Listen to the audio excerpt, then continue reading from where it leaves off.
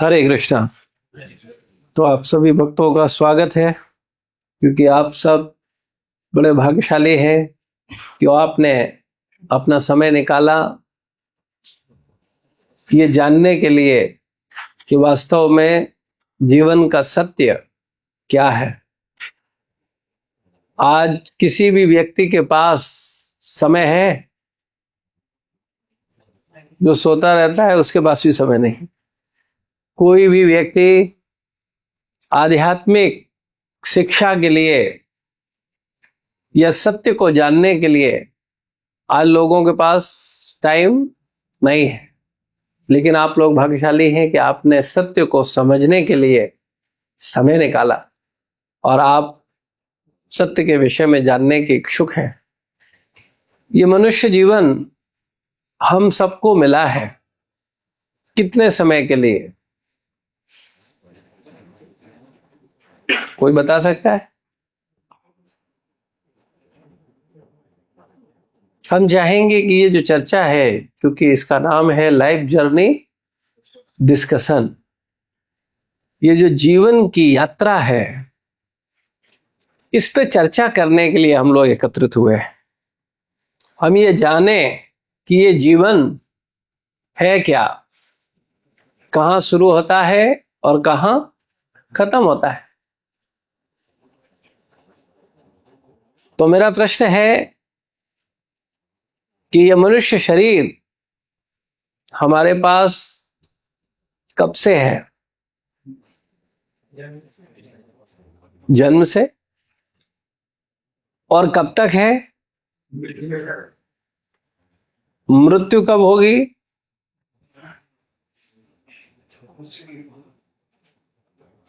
कोई निश्चित नहीं है। कुछ तो पता होगा, कुछ अंदाजा है?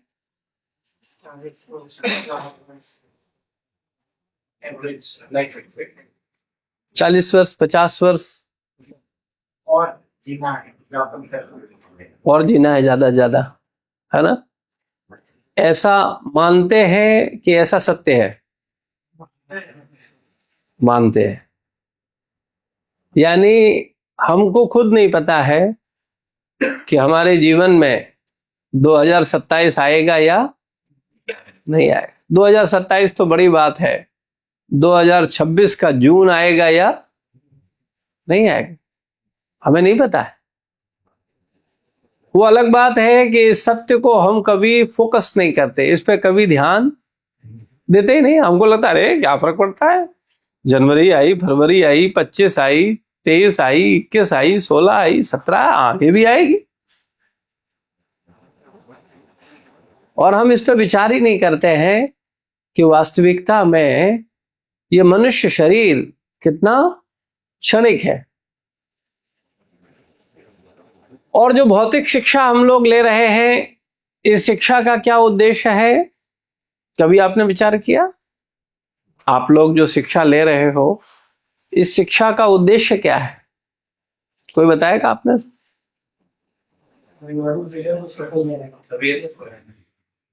अवेयरनेस बढ़ाना। किस चीज की? आजकल दुनिया में क्या चल रहा है, जीवन यापन। ठीक। और मूल उद्देश्य क्या है? क्यों शिक्षा ले रहे हो आप? अपनी सुख सुविधाओं को पूरा करने के लिए। सुख सुविधाएं कैसे होंगी? रोटी कपड़ा मकान कैसे आएगा? जब पैसा आएगा। पैसा कैसे आएगा? जब अच्छा काम मिलेगा, नौकरी मिलेगी। तो आज शिक्षा का उद्देश्य क्या हो गया वास्तविकता में? नौकरी पाना। लेकिन क्या ये शिक्षा का उद्देश्य होना चाहिए? मैथिली शरण गुप्त का नाम आप सबने सुना होगा। उन्होंने बोला है, हे शिक्षे तेरा नाश हो जो तू रोजगार के लिए बने। शिक्षा का कार्य रोजगार देना नहीं है। तो आप कहेंगे फिर शिक्षा का कार्य क्या है? हम लोग तो इसीलिए शिक्षा ले रहे हैं। हमने जो भी अलग अलग भावनाओं में अलग अलग, ट्रेड में अलग अलग, साइड में जो शिक्षा ले रहे, कोई कॉमर्स है, कोई साइंस है, कोई आर्ट है, उद्देश्य सबका क्या है? रोजगार। लेकिन शिक्षा का उद्देश्य क्या है, कभी आपने सोचा? क्या उद्देश्य शिक्षा का होना चाहिए?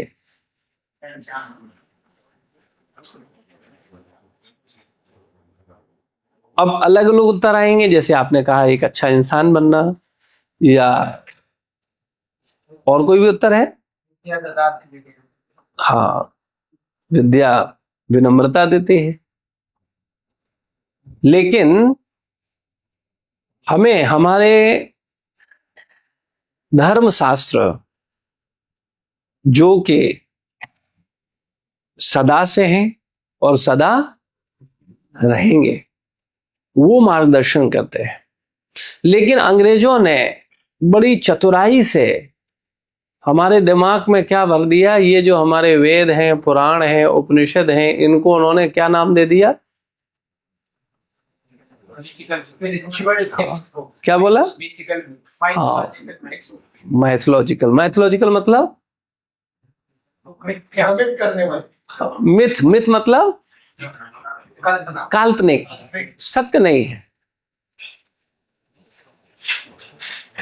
और आजकल हम लोग किस भाषा को सीखने पे ज्यादा जोर दे रहे हैं?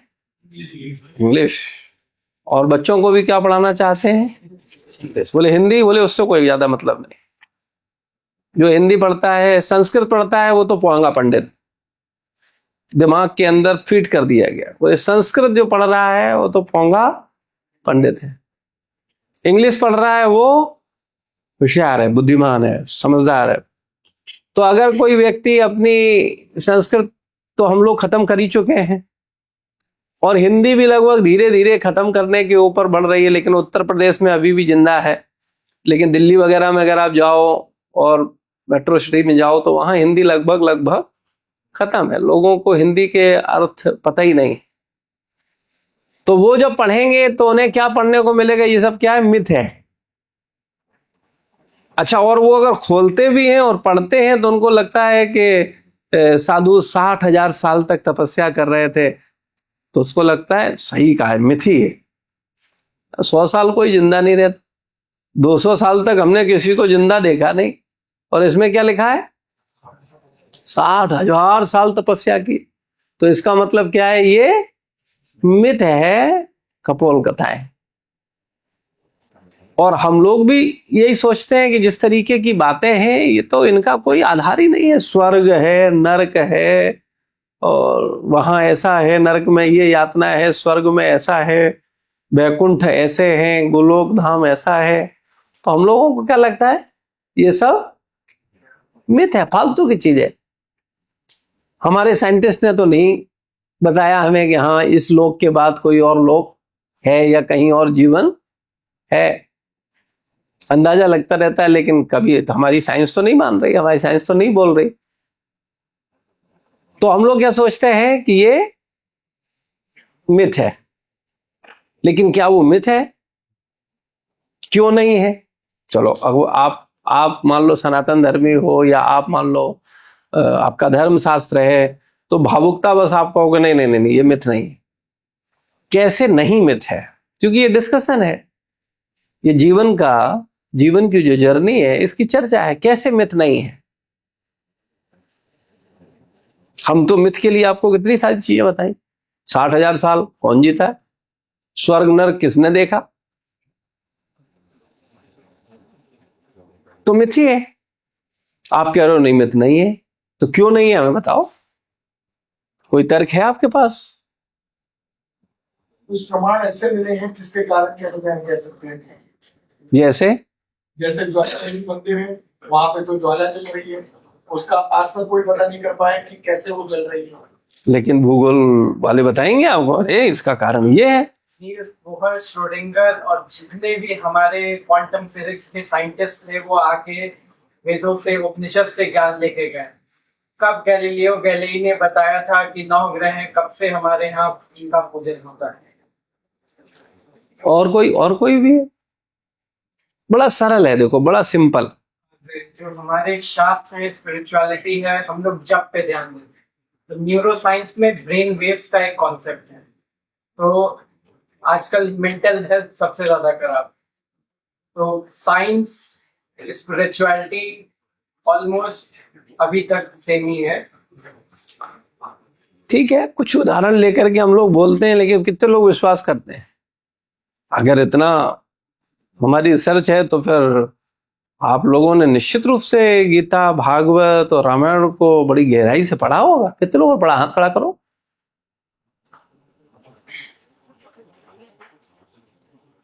क्यों नहीं पढ़ा? क्योंकि मेरे लिए मिथ है। हम बोले भले ही, लेकिन हम उसको वास्तव में वैल्यू नहीं दे रहे। तो मैंने जब इस पर विचार किया कि ये जो शिक्षा व्यवस्था है, इसको भारत में लागू किसने किया था? मैकाले। उसने पूरा रिसर्च किया कि ये भारतीय तो 100% साक्षर थे, क्योंकि हमारे यहाँ लाखों गुरुकुल थे, जहां गांव गांव में, क्षेत्र क्षेत्र में लोगों को आध्यात्मिक शिक्षा, भौतिक शिक्षा, समाज शास्त्र, है ना, राजनीति शास्त्र, अर्थशास्त्र, ये सब शास्त्र है कि ये सब सिखाया जाता था बच्चों को। लेकिन उसने देखा कि ये सब बड़े एक हैं, एक साथ हैं, मिलकर के सब सेवा कर रहे हैं, मिलके सब साथ रहते हैं और सब बड़े संतुष्ट हैं। इनके बहुत बड़े बड़े तथाकथित सपने नहीं हैं। ये लोग बड़े मूल्यों पर, वैल्यूज को प्रधानता देने वाले हैं। ये सत्य के लिए मर जाने को तैयार हैं। रघुपति रीत सदा चले आई, प्राण जाए पर चले। ये हमारा कल्चर था। प्राण चले जाए कोई प्रॉब्लम नहीं, लेकिन झूठ नहीं बोले। तो इतनी स्ट्रॉन्ग वैल्यू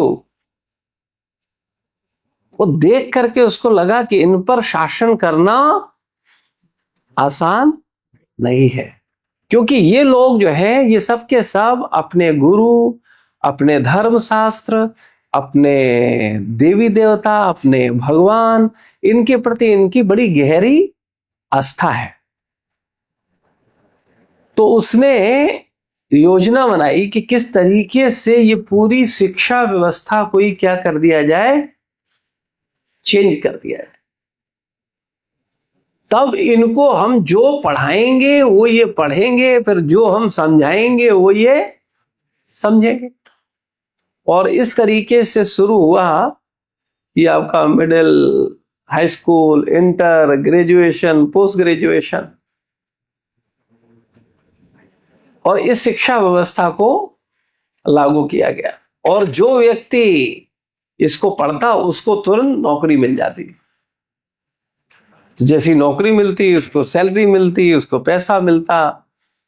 और अगर कोई थोड़ा ज्यादा अच्छा पढ़ने वाला होता तो उसको लंदन भेज देते, वहां से बैरिस्टर और ये डिग्री वो डिग्री लेके आ, फिर उसको बड़ा सम्मान देते और फिर उसको क्या करते, पूरे जिले का मजिस्ट्रेट बना देते।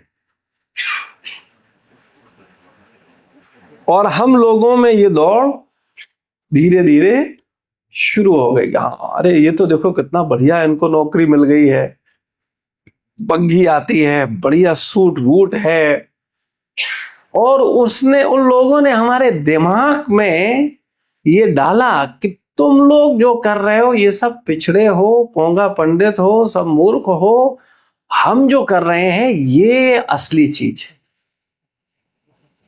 और हम सब की एक प्रॉब्लम है, आप सब जानते हो, अच्छी चीज को स्वीकार करने में हमें बहुत समय लगता है, लेकिन बुरी चीज हमें तुरंत आकर्षित करती है। अगर हम आपसे कहें कि आप भगवान का नाम लीजिए, आप ब्रह्म मुहूर्त में उठिए, आप थोड़ा गीता भागवत का इसका मनन चिंतन करिए, तो आप कहेंगे ये तो बहुत मुश्किल कार्य है, ये हमसे नहीं होगा। और हम आपसे कहें चलिए पिक्चर देखिए, तो कहें चलिए चलिए अभी चलते हैं। और सरल तरीका और सरल उदाहरण, किसी को भी अच्छा मानना सरल है कि मुश्किल है? और किसी को बुरा मानना कोई मुश्किल नहीं। मैं कहूँ ये बुरा आदमी, हाँ बिल्कुल होगा, मैं आपकी बात पे 100% विश्वास कर रहा हूं, और मैं कहूँ ये व्यक्ति अच्छा है, नहीं नहीं अभी तो सोचना पड़ेगा अच्छा है कि नहीं। बुरा मानने को हम तुरंत तैयार, उसमें खोजबीन नहीं कहते। जैसे कोई कहे, अगर फॉर एग्जांपल आप इस्कॉन मंदिर में आओ, कोई कह रहे इस्कॉन तो खराब है, विदेशी संस्था है, हाँ बिल्कुल सही बात है, विदेशी है, यहाँ तो ऐसा है वैसा है, कुछ भी किसी ना कुछ भी काम, हाँ बिल्कुल सही। लेकिन अगर कोई कहे कि नहीं नहीं यहाँ हजारों लोगों के जीवन बदल रहे हैं, लोग पढ़ रहे हैं, लोग समझ रहे हैं, इसकी संस्था के जो संस्थापकाचार्य हैं वो विदेशी नहीं है, उसके भारतीय है, हम ही जैसे लोग हैं, उन्होंने हमारी मानसिकता को समझा कि हम लोग किसे फॉलो कर रहे हैं, अंग्रेजों को। तो उन्होंने क्या किया कि ना अंग्रेजों को ही अगर शिष्य बना दिया जाए तो ये आकर के कुछ बताएंगे तो ये भारतीय बड़े ध्यान से सुने, हाँ क्या, अरे भाई भाई गोरों ने ही तो हमें बताया कि ये क्या है, मिथ है, और वो ही बताएंगे कि ये मिथ नहीं है, तो हम क्या कहेंगे, हाँ सही बात है, ये मान रहे हैं, मैं क्यों नहीं मान रहा। और आप लोग देखते हैं अंग्रेज मंदिर में, या आप जब देखते हैं कि फॉरेनर्स लोग नाच रहे हैं, चैंटिंग कर रहे हैं, जपा कर रहे हैं, भक्ति कर रहे हैं, यहां तक कि उन्होंने अपना देश छोड़ दिया है, तो हम लोग बहुत आकर्षित, अरे देखो देखो कितना भक्ति है इनके अंदर, और हम लोग फिर उसको क्या कर रहे हैं, फॉलो करते हैं।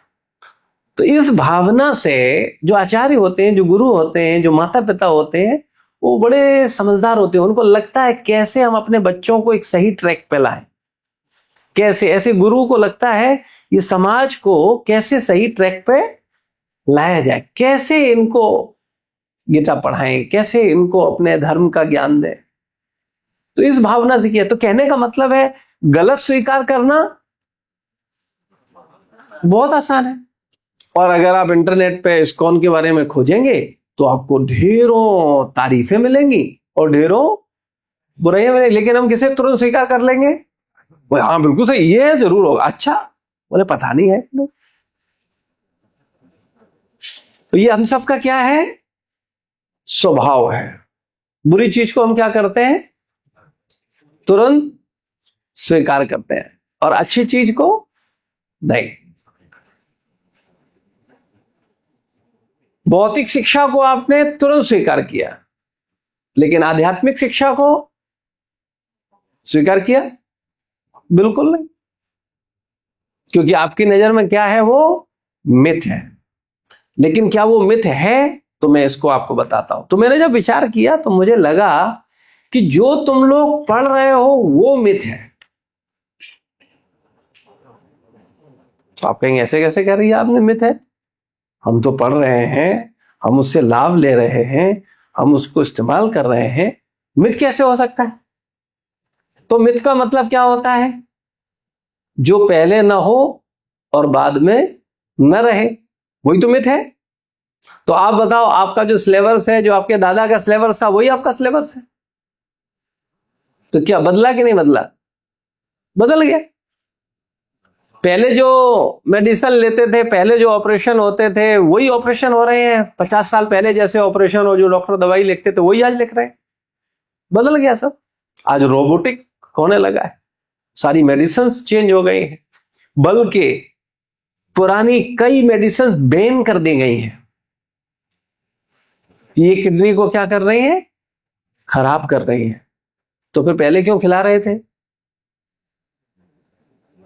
क्योंकि तब हमें पता नहीं था। अब हमें पता चला कि ये खराब कर रही, तो फिर हम नहीं खिलाएंगे। और अभी भी जो खिला रहे हैं उनसे क्या हो रहा है, वो भी पता नहीं। जब उनके बारे में पता चलेगा तो फिर उस पर रिसर्च आएगी। तो कहने का मतलब है, ये जो भौतिक शिक्षा है, ये क्या हो रही है, 20-25 साल में क्या कर रही है, बदल रही है। लेकिन आध्यात्मिक शिक्षा बदली क्या, आपके दादा के दादा के दादा ने जो गीता पढ़ी होगी, वही गीता आप पढ़ रहे हो कि नहीं पढ़ रहे हो, या उसके शब्द बदल गए, श्लोक बदल गए, अर्थ बदल गए, कुछ बदला क्या? क्यों नहीं बदला? हाँ, मिथ नहीं है, क्या है? सत्य है। और सत्य कभी बदलता, और जो बदलता है वो सत्य नहीं होता है। गीता, भागवत, ये तो नाम अक्सर आपने सुने होंगे, आए दिन भागवत कथाएं हो रही हैं। वो अलग बात है कि आप भागवत कथाओं का जो स्वरूप है या जो उसका ज्ञान है, उसकी चर्चा चंद लोग ही कर रहे हैं, बकाया लोग तो उस पे भी, कुरीतियां तो सब जगह आई जाती हैं, लेकिन जो भागवत है वो सत्य है। जो 5000 साल पहले जिसको लिखा गया हम जैसे बदजीवों के लिए। फिर हमारे मन में बहुत सारे प्रश्न आते हैं कि ये जो भौतिक शिक्षा है इसका रोल क्या है? तो भौतिक जगत कैसा है? क्षणिक है, यानी कुछ समय बाद बदल। आप अपना लखनऊ शहर देखो, 20 साल पहले जैसा था वैसे आज है, आज के 20 साल बाद ऐसे ही रहेगा। बदलता है कि नहीं? आप अगर किसी शहर में 20 साल पहले गए और 20 साल बाद जाते हो तो आपको लगता है अरे ये तो सब बदल गया, सब चेंज हो गया। यहां तक कि अगर आप किसी व्यक्ति से मिले हो और अगर उसको 10-20 साल बाद मिलते हो तो वो व्यक्ति ही बदल जाता है। तो इस भौतिक जगत में जो कुछ भी है वो हर पल बदल रहा है कि नहीं बदल रहा है? कुछ भी ऐसा आपकी नजर में है जो नहीं बदलता? दिखता है आपकी समझ से, आपकी बुद्धि में कुछ ऐसा आता है कि जो बदल ही नहीं रहा है?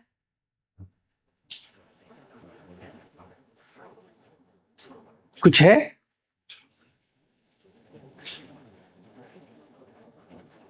जो हमेशा से है और हमेशा रहे, ऐसा कुछ है? कुछ देखा आपने आज तक ऐसा?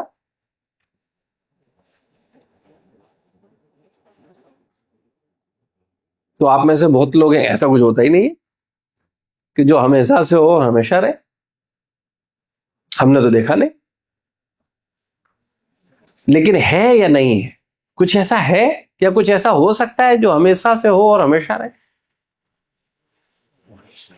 यह सब कुछ बदल ही रहा है। मैं चाहूंगा आप लोग थोड़ा पार्टिसिपेट करेंगे तो मुझे लगेगा कि हाँ आप लोग सुन पा रहे हैं। सब कुछ बदल रहा है कि नहीं बदल रहा है? कुछ ऐसा है आपकी नजर में जो नहीं बदल रहा? आध्यात्म, ठीक है। और प्रकृति, प्रकृति तो बदलती है, ठीक है, संसार का नियम है। वो तो बदल ही रहा है।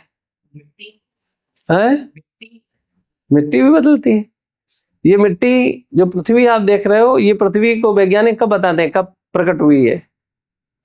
तुम्हारी साइंस के अनुसार। अब वो क्या पढ़ाते हैं, तुम क्या पढ़ते हो, वो तुम जानो, वो जानो, लेकिन वो भी बोलते हैं ना कि पहले सूर्य में विस्फोट हुआ, ऐसे कुछ बताते हैं ना। हाँ, और आप पढ़ लेते हो और आपको क्या लगता है हाँ ऐसे ही हुआ होगा। तुम्हें जो पढ़ा दिया गया तुमने पढ़ लिया। पहले पढ़ाया जाता था, आपको अगर पता हो, पृथ्वी कैसी है, गोल नहीं पढ़ाते थे, फ्लैट पढ़ाते थे। और एग्जाम होता था, बच्चों से पूछा जाता था पृथ्वी कैसी है, तो बच्चे क्या लिख के आते थे? चपटी। और अगर किसी ने गलती से भी लिख दिया गोल तो उसको फेल कर दिया जाएगा। है गोल कहां से? लेकिन बाद में पता चला नहीं, चपटी नहीं है, पृथ्वी तो गोल है। और हमारे यहां पहले से ही बोला जा रहा है भूगोल। तो भू जो है, भूमि जो है वो कैसी है? गोल है। लेकिन अब साइंटिस्ट ने, आपके खगोलवादियों ने उसको जब जाना तो आपको बताया, और आपने पहले चपटी चपटी चिल्ला रहे थे, अभी गोल गोल चिल्लाने लगे। कहने का मतलब है आप उतना ही बोलते हो जितना समझते हो, हाँ या ना? और आप समझते क्या हो? जो आपको समझाया गया। जो आपने समझा ही नहीं है उसे आप कैसे बोलोगे? तो ये जो हमारे धर्म शास्त्र है, ये जो गीता है, भागवत है, ये सदा से है, सदा रहेगा। गीता का ज्ञान भगवान ने कितने साल पहले दिया था पता है आपको?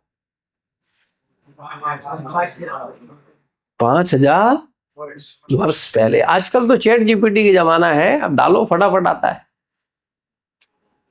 5000 साल पहले। तब आप लोगों में बहुत सारे लोगों के अंदर एक तर्क आता है कि जब गीता की बात करते हैं, गीता की शिक्षाओं की बात करते हैं, तब आप लोग क्या कहते हैं? अरे पूरी दुनिया में तो कोई मानता नहीं है, जैसे पुनर्जन्म। तो पुनर्जन्म को सब मानते हैं? नहीं। मुस्लिम धर्म मानता है? नहीं मानता। ईसाई धर्म मानता है? नहीं मानता। तो आपको पूरी दुनिया में सबसे ज्यादा मानने वाले ईसाई और मुस्लिम है। नंबर 1 पूरी दुनिया में किस धर्म को फॉलो किया जाता है? क्रिश्चियन। और नंबर 2 पे मुस्लिम। तो पूरी दुनिया में सबसे ज्यादा लोग ईसाई और मुस्लिम धर्म को मानने वाले, तो वो तो नहीं मानते। तो आप कह रहे हो होता है, तो वो सही है कि आप सही हो? क्या लगता है आपको? मैं चाहूंगा ये डिस्कशन है, जो आपको समझ में आप बता सकते। आप सही हो। क्यों सही हो? मिले हैं, इससे ये पता चलता है कि मतलब रीबर्थ होता है। ठीक है। और कोई कारण भी है कि वो सही नहीं है, आप सही हो? यदि इंद्रिय लोग के इस चित्त के अनुसार विचार किया जाए तो कोई नहीं सही है, पर यदि इंद्रियों के परे का ज्ञान अभी हम लोगों ने अनुभव इंद्रियों से तो ये जो शास्त्र का ज्ञान है, ये इंद्रियों के परे है या इंद्रियों के अधीन है? इंद्रियों के परे का ज्ञान, ये अनुभव का ज्ञान है। हाँ। तो कहने का मतलब केवल इतना सा है, हम सरल सी बात को समझे बहुत सिंपल तरीके से।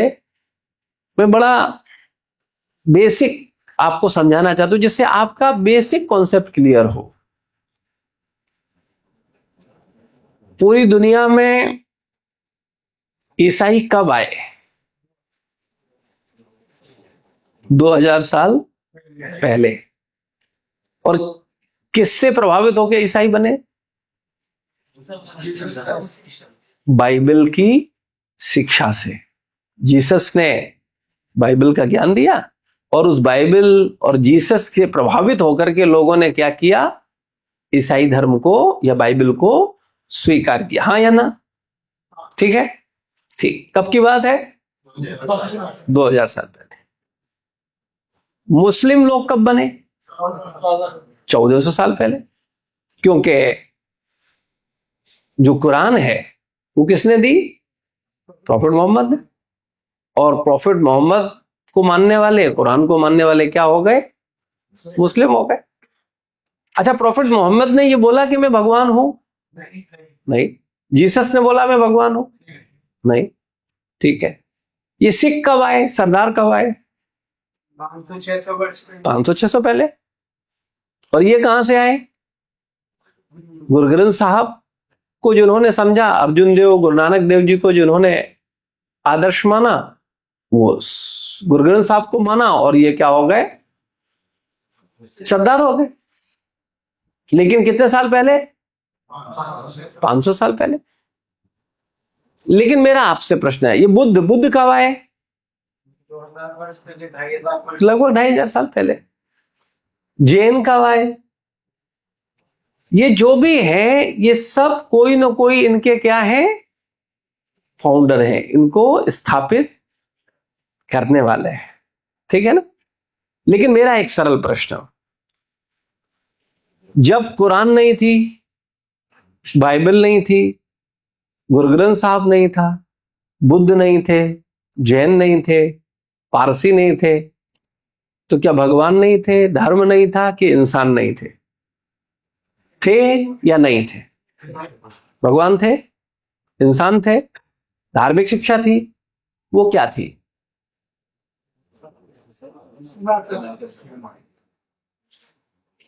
यही गीता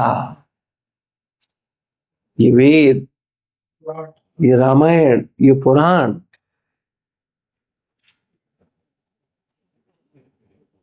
गीता कब से है? गीता की शिक्षा 5000 साल पहले। तो आप कहेंगे 5000 साल पहले तो गीता ही आई, उससे पहले क्या था? तो गीता में ही भगवान बताते हैं कि अर्जुन, ये ज्ञान जो गीता का मैं तुम्हें दे रहा हूं, ये ज्ञान तुमसे पहले मैं सूर्यदेव विवस्वान को दे चुका हूं, यानी करोड़ों वर्ष पहले। और दूसरी चीज, थोड़ा बुद्धिमान हो तो पकड़ो बात को, अगर भगवान विवस्वान को ये ज्ञान दे रहे हैं तो उन्होंने कोई नया ज्ञान सीखा था तब दिया था क्या? पहले से था ना। तो ये गीता का ज्ञान कैसा है? सनातन। सनातन मतलब क्या होता है? जो सदा से है और सदा रहेगा। दूसरा चीज, इधर कोई बोल रहा है कि मैं भगवान हूं, मोहम्मद, जीसस, गुरु नानक देव, लेकिन इधर कृष्ण क्या बोल रहे हैं? मैं भगवान हूं। अरे भाई, जो पिता होगा वही तो बोल पाएगा मैं पिता हूं, मैं तेरा बाप हूं। ऐसा थोड़ी कोई भी कहने लगे मैं तेरा पिता हूं। बोल सकता है कोई? नहीं बोल सकता। कौन बोल सकता है? जो है वो बोल सकता है। तो आप बताओ, ये संसार में प्रॉब्लम क्या है? ये धर्म के नाम पर लोग लड़ते क्यों हैं? भाई, सबके बाप एक है कि अलग है? अच्छा, मैं एक सरल प्रश्न पूछता हूं, आपके पिताजी कितने हैं? एक ही। तो परम पिता कितने होंगे? वो भी होंगे। मुसलमानों के परम पिता अलग है, ईसाइयों के परम पिता अलग है, या हिंदुओं के परम पिता अलग है? नहीं, एक ही है। और वो कौन है? ये उन्हें पता नहीं है, क्योंकि वो गीता पढ़ते नहीं। और मैं इसके लिए हमेशा बोलता हूं कि तुम लोगों ने भौतिक शिक्षा तो नहीं बांटी। MBBS हो, MBA हो, ग्रेजुएशन हो, सब हिंदू मुस्लिम सिख ईसाई सब पढ़ते कि नहीं पढ़ते? कभी सुना है फिजिक्स मुस्लिम है, ये मुस्लिम फिजिक्स है, ये ईसाई केमिस्ट्री है, ये हिंदू गणित है, ऐसा सुना? सब पढ़ते हैं, क्योंकि वो भौतिक शिक्षा है, सब लेते हैं साथ। तो आध्यात्मिक शिक्षा लोग साथ क्यों नहीं लेते? क्या कारण बताओ?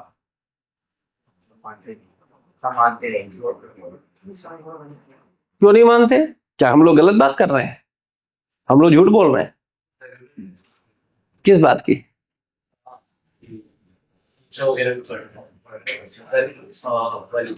हाँ, क्यों नहीं जरूरत पता है? क्योंकि हम लोग खुद ही नहीं पढ़ रहे, वो क्यों पढ़ेंगे?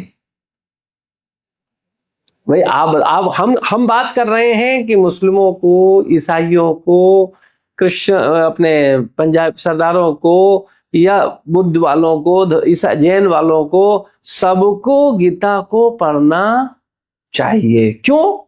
इसलिए नहीं कि वो मैं पढ़ रहा हूं इसलिए, वो भगवान ने ध्यान दिया, और वो भगवान उनके भी हैं, खाली मेरे नहीं है। लेकिन वो क्यों नहीं पढ़ते? क्योंकि हम खुद नहीं पढ़ते। भाई, आपका तो मुस्लिम का धर्म ग्रंथ, मूल धर्म ग्रंथ, वो किसको स्वीकार कर रहे हैं? कुरान। वो लोग कुरान पढ़ते हैं, उनसे पूछो, वो अपना कुरान के बताएंगे। वो कहेंगे अल्लाह एक है, अल्लाह के अलावा कोई नहीं, हम अल्लाह के अलावा किसी को ना जानते हैं और ना में कोई मतलब, हम उनको आदर करेंगे, उनको ही प्रणाम करेंगे। अल्लाह के आगे सिर झुकेगा, बकाया किसी के आगे सर नहीं झुकेगा। तो क्योंकि उन्होंने कुरान को पढ़ा है, वो जान रहे हैं कि भगवान ही सर्वोच्च है, तो हम भगवान के सामने झुकेंगे।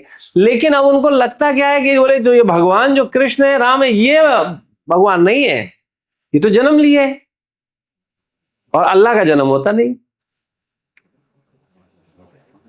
तो इस तरीके के जब विचार आते हैं और लोग उनको, उन विचारों में फंस जाते हैं, तो उन्हीं विचारों को सब कुछ मान के सीमित हो जाते हैं। लेकिन हम सबका ये कर्तव्य है कि पहले हम खुद समझें, खुद जानें, पढ़ें, प्रश्न करें, जिज्ञासा करें, अपने धर्म ग्रंथ को जानें। क्योंकि देखो, और मैं और बोलूं, बेसिक शिक्षा आप सबने शुरुआत करी होगी कभी ना कभी पढ़ाई की, प्ले ग्रुप से करा होगा कि नहीं होगा, है ना? तो प्ले ग्रुप में आपके पास कितने सब्जेक्ट थे? कितनी किताबें थी आपके पास? एक किताब। और स्कूल में क्या मिलती थी? चॉकलेटें भी मिलती थी। क्या स्कूल चॉकलेट खिलाने के लिए? क्यों दी जाती थी चॉकलेट? फुसलाने के लिए कि किसी तरह से तुम स्कूल आना सीखो। और किताब के नाम पे क्या था?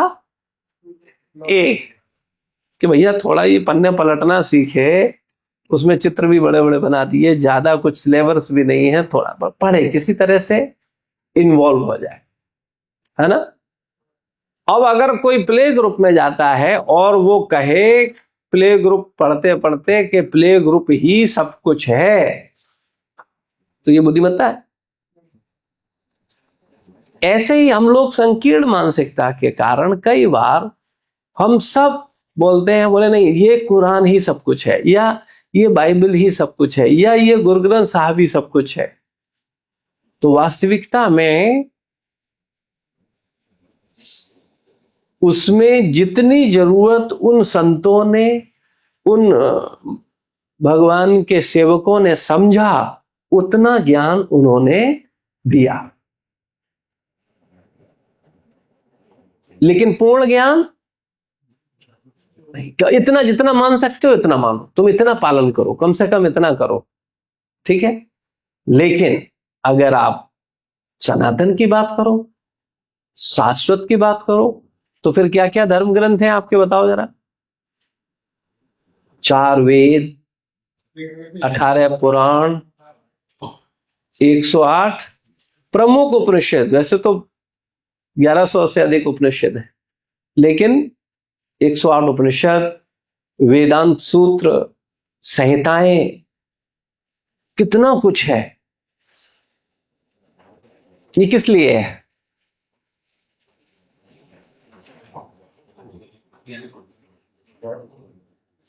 पढ़ने के लिए, समझने के लिए, ज्ञान लेने के लिए, है ना। लेकिन हम लोग ले रहे हैं। बोले क्या करेंगे, फालतू किताबें, इनसे क्या होगा, कोई नौकरी मिलेगी क्या? इनमें क्या है, इन ग्रंथों में क्या इतना सब कुछ क्यों है, क्यों लिखा है, और लिखा है और कैसा लिखा है जो बदल नहीं रहा है। जो पुराण हजारों साल पहले से हैं वही हजारों साल बाद रहेंगे। जो उपनिषद हजारों साल पहले से हैं वही हजारों साल, बदलना नहीं, एक शब्द भी नहीं बदला। अच्छा, हमारा संविधान बने कितना समय हुआ?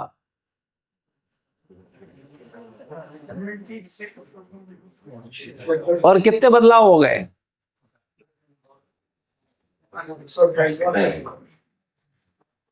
और गीता, कोई बदलाव हुआ? कभी होगा? क्यों? मिथ नहीं है, सत्य है। और जो तुम पढ़ रहे हो वो तुम्हारा सिलेबस में बच्चों का होगा? कोडिंग वोडिंग थी आपके दादा के समय में, पिताजी के समय में? तो ये जो भौतिक शिक्षा ले रहे हो ये क्या है? मिथ है। लेकिन जो आध्यात्मिक शिक्षा है वो कैसी है? सत्य है। अब 60,000 साल वाली बात क्या है? 60,000 साल तक ऋषि तपस्या करे, इसको कैसे समझा जाए? तो जब कोई भी ज्ञान आप गुरु के शरण में लोगे तब आप उसको समझ पाओ। आपने गणित भी सीखा तो किससे सीखा? टीचर से। फिजिक्स सीखी, केमिस्ट्री सीखी, बायो सीखी, किससे सीखी? टीचर से। खुद से नहीं सीखा। कोई खुद से नहीं सीख सकता। किसी को लगता है कोई खुद से सीख सकता है, खुद से पढ़ सकता है? बताओ ईमानदारी, किसी को लगता हो हाथ खड़ा कर सकता है? कोई बताने वाला नहीं हो। कोई अगर बताएगा ही नहीं ये 1 है, ये 2 है, ये 3 है, तो तुम जानोगे कैसे? कोई तो बताएगा ना। जो बताएगा वो गुरु है, वो शिक्षक है। तो भौतिक शिक्षा हम बिना गुरु के लेते हैं? बताओ, नहीं लेते। और आध्यात्मिक शिक्षा कोई गुरु से लेता है? बताओ, आपके घरों में माता पिता दादा दादी सब गीता पढ़ते होंगे, रामायण पढ़ते होंगे थोड़ा बहुत, लेकिन किससे पढ़ते हैं? खुद से। यही सनातन धर्म का बंटाढार कर रहा है। खुद से पढ़ेंगे, फिर खुद की रामायण अपनी बना लेंगे। खुद की गीता। अभी तुमने सबने अगर मैथ अपने अपने खुद पढ़ी होती, सबकी मैथ अलग होती कि नहीं होती, बताओ हाँ या ना। ऐसे ही आज धार्मिक ग्रंथों को जो हम लोग स्वतंत्र रूप से पढ़ रहे हैं, सबका अपना धर्म, सबका अपना अध्यात्म है या नहीं? आप चर्चा करो, देखो पता चल जाएगा। किसी को कुछ पता नहीं है, लेकिन सब बकवास करेंगे। किसी ने सीखा नहीं है, किसी ने गुरु की शरण में जाना नहीं है, देखा नहीं है। तो मैं बात कर रहा था, ये जो हमारे धर्म ग्रंथ हैं इनमें सत्य। अब ये 60,000 साल वाली क्या बात है? तो हमारे जो युग हैं, कितने युग हैं पता है आप? 4 युग हैं। कौन कौन से हैं? कलयुग। कलयुग की उम्र क्या है, कौन बताएगा? 4,32,000 साल। बिल्कुल सही, बहुत से लोगों को पता ही नहीं। द्वापर युग कलयुग का दुगना, 8,64,000 साल। त्रेता युग कलयुग का 3 गुना, 12,76,000 कुछ साल। और सतयुग उसका 4 गुना, कलयुग का 4 गुना, 17,20,000 ऐसा लगभग साल। और ये चारों युगों मिला दो तो क्या होती है? एक चतुर्युगी, जिसे बोलते हैं लगभग 42 लाख साल। ये गणना है समय की, ये कोई कपोल कथा नहीं है, सब विज्ञान है। तो जब सतयुग होता था, भाई अभी कलयुग चल रहा है, तो कलयुग से पहले क्या था? द्वापर युग था। द्वापर से पहले त्रेता युग, त्रेता से पहले सतयुग। और ये वेद किसके लिए है? खाली कलयुग के लिए है क्या? ये तो द्वापर, त्रेता, सतयुग पूरा ज्ञान है इसके अंदर। तो सतयुग में व्यक्ति की उम्र होती थी 1,00,000 वर्ष। त्रेता युग में व्यक्ति की उम्र होती थी 10,000 वर्ष। और द्वापर युग में व्यक्ति की उम्र होती थी 1,000 वर्ष। और कलयुग में व्यक्ति की उम्र होती है 100 वर्ष मैक्सिमम। और कलयुग जैसे जैसे बढ़ रहा है, तो वर्णन है कि कलयुग के अंत में व्यक्ति 20-30 साल जिएगा, और जो 20 साल 30 साल जिएगा उसे बोला जाएगा ये बहुत दीर्घायु है, इतनी 30 साल कैसे जिंदा रह गया। और आप देख रहे हैं, आपके दादा के समय में लोग 100 साल जीते थे, लेकिन आज 60-70 पर निबट जा रहे हैं। और अभी तो कितना साल बीता है कलयुग का? कलयुग के कितने साल निकले? 4,32,000 साल में अभी कितने साल बीते हैं, कितने लोगों को पता है? पता ही नहीं है। 5,000 साल। और इसकी गणना है, कोई हवा में नहीं है। लेकिन तुमने पढ़ा ही नहीं है, तो तुम्हें पता कैसे होगा? तुमने तो जनवरी फरवरी पढ़ा है बस, सन पढ़ी है। अब तुम्हारे हिसाब से सन क्या चल रही है? 2026। तो 2026 से पहले तुम्हारी नजर में तो कुछ था ही नहीं। तुमने जो कैलेंडर फॉलो कर रखा है, जिस कैलेंडर के आधार पर तुम जो रोज काम कर रहे हो, इस कैलेंडर के हिसाब से तो, तुम्हारे हिसाब से तो पृथ्वी की उत्पत्ति 2026 से पहले हुई है। उससे पहले तो कुछ था नहीं, क्योंकि तुम्हारा कैलेंडर ही नहीं था। लेकिन अगर आप अपना पंचांग, सनातन कैलेंडर की बात करोगे, उसको खोजोगे जाकर के, तो उसमें आपको करोड़ों वर्ष पहले का तिथि मिल जाएगा। आज आपको पता चल जाएगा भगवान कृष्ण किस दिन किस तिथि पर कब अवतरित हुए थे, कौन सा दिन था। आप कैलेंडर आपका आवाज बता देगा। और अब तो एआई का जमाना है, उससे डालोगे आपको बड़ी आसानी से पता चल जाएगा। तो खैर, कहने का मतलब यह है कि ये जो सनातन शिक्षा है, जो सत्य शिक्षा है, उसको हम लोग क्या मान रहे हैं? मिथ मान रहे हैं। और जो मिथ है उसे सत्य मान रहे हैं। ये भौतिक शिक्षा लेने के लिए आपने लगभग कितना समय दिया अपने मानव जीवन का? कितने साल दिए? 20 साल लगभग। और 20 साल में कितना रुपया खर्च किया होगा ये भौतिक शिक्षा लेने के लिए? लगभग अंदाजा 5-7 लाख। ठीक है, किसी प्राइमरी स्कूल या सिंपल स्कूल में पढ़ो तो 5-7 लाख। और थोड़ा सा अच्छा स्कूल में आजकल पढ़ो तो ट्वेल्थ करते करते 15 लाख रुपए हो जाता है ट्वेल्थ करने में। और अगर कुछ ग्रेजुएशन या MBA या IIT या कुछ करोगे तो 20-25 लाख। तो मोटा मोटी 20 साल दिए और 20 लाख दिए। और किस लिए दिए थे? ज्ञान लेने के लिए कि अज्ञान लेने के लिए? तो ज्ञानी हो गए हो।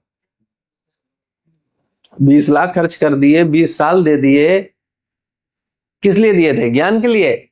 बोले नहीं, नौकरी के लिए। अच्छा, नौकरी मिल जाएगी इतना देने के बाद? कंफर्म है? लेकिन फिर भी उसी में जाएंगे। बोले हम होंगे कामयाब, एक दिन हम यही करेंगे। सबको सफलता नहीं मिली, कोई बात नहीं, हमको मिलेगी। लेकिन जहां सफलता ध्रुव है उस पर विश्वास नहीं।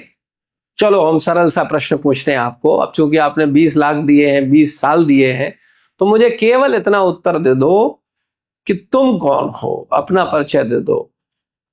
अपने टॉपिक पे आ जाते हैं। बताओ भाई, कौन हो तुम? नहीं, हम पूछ ही ले रहे हैं, ये बताएंगे क्या ना क्यों? मेरा प्रश्न है, कौन हो तुम?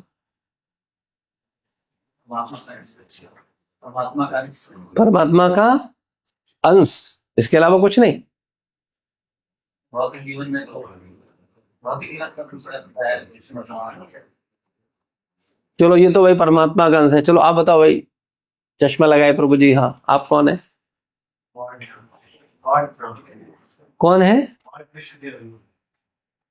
पार्थ कृष्ण त्यागी।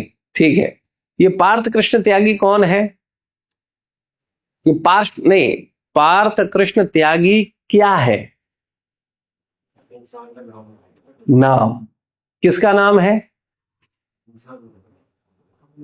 इंसान का, बॉडी का, शरीर का।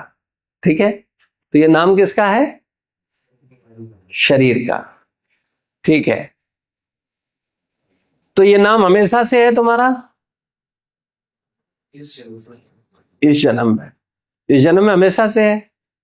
नहीं, पैदा हुए थे तब क्या नाम था? पैदा होते ही तो हो गए थे कृष्ण त्यागी।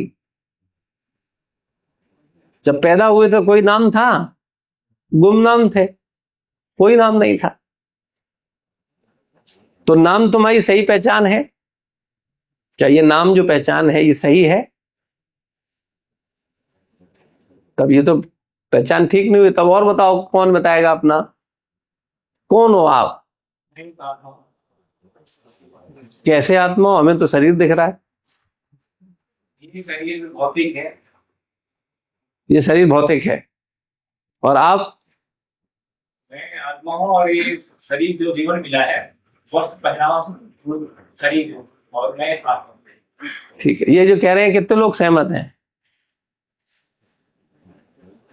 आत्मा बीच में बैठी, कोई डर नहीं रहा है? और बोल भी रही आत्मा कि मैं आत्मा हूं। सहमत हो आप लोग इनके परिचय से? लोग तो हाथ खड़ा नहीं कर रहे, कह रहे पता नहीं क्या क्या बोल रहे हैं। कौन है आप बताइए? चलो ठीक है, आपने अपना विचार दिया, हम लोग आगे बढ़ेंगे। हो सकता है ये सही हो सकता है गलत हो। क्या होगा वो तो आगे चलता है, चलेगा। कौन है आप? चलो और कोई बताएगा। ब्रह्म। ठीक, कहां से आवाज आई? ब्रह्म। अच्छा था, ठीक। हाँ, कौन है? ब्रह्म। ठीक, ये क्या होता है? हम सब ब्रह्मा के पुत्र हैं, इसलिए हम ब्रह्म है। तो ब्रह्मा है कि ब्रह्म? अच्छा, ब्रह्मा का पुत्र ब्रह्म। ठीक है, तो हम ब्रह्म हैं। ठीक है, एक और आंसर आया। चलो, और बताओ सर, झिझको नहीं, लाइफ जर्नी, उसमें क्या दिक्कत है? जो पता है, जो समझ रहे हो उसको बोलो। झिझक के पता ही होता सब कुछ तो यहां क्यों बैठे होते भाई? आप कुछ सीखने आए हो ना, तो आप कैसे सीखोगे? जब आप अपना मिथ, अपनी भावनाएं, अपनी चीजें गलत होगा हम करेक्ट करेंगे, आपको सिखाएंगे। लेकिन आप क्या सीख रहे हो या लोग क्या सोचते हैं वो भी तो हम सब जाने। हाँ, हम मनु की संतान है मनुष्य। मनु की संतान है, मनुष्य है, ठीक है। शरीर 5 तत्वों से मिलकर बॉडी शरीर बना हुआ है, ठीक। और आत्मा के अंश है, क्योंकि आत्मा निकलने के बाद इस शरीर का ढांचा ही रहना।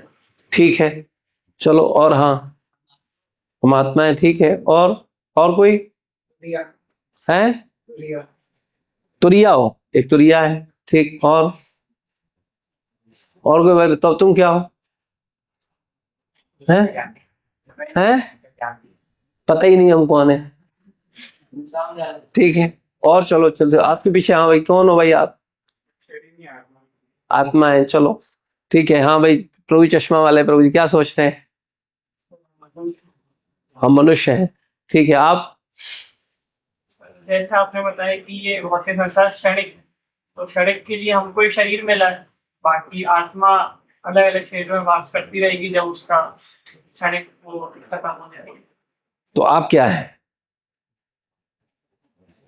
अभी इस भौतिक संसार के लिए शरीर मिला है, बाकी आत्मा के पास भी।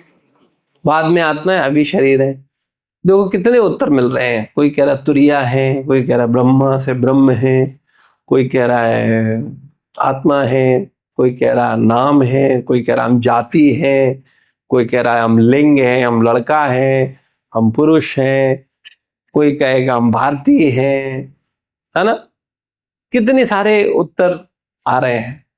अच्छा, मुझे एक उत्तर दो, एक आंसर देना। 5 + 5 धन 5 कितने होते हैं? 5 + 5 कितना? अभी एक आंसर आ गया, कोई कंफ्यूजन नहीं।